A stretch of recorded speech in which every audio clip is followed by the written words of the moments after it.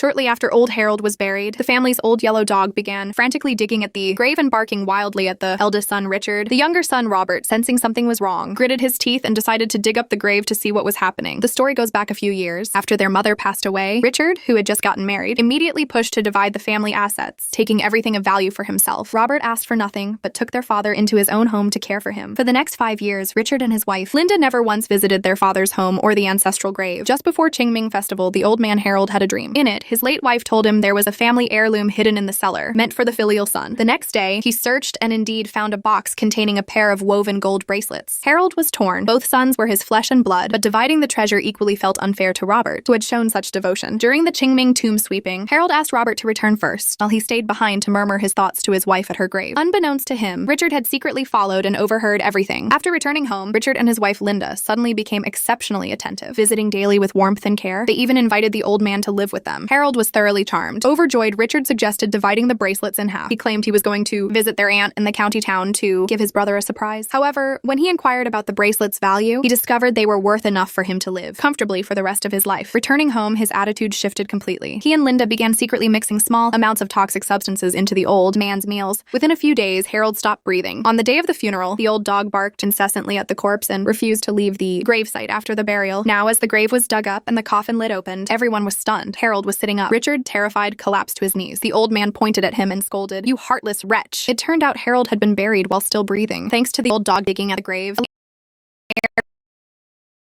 he had managed to survive in 10. Later, Harold severed ties with Richard and lived a peaceful life with Robert. News of Richard's attempt to murder his own father spread. His wife Linda left him. His children disowned him, and he ended up alone and destitute. Villagers often remarked, those with wicked hearts will eventually face retribution. Only filial piety brings true blessings.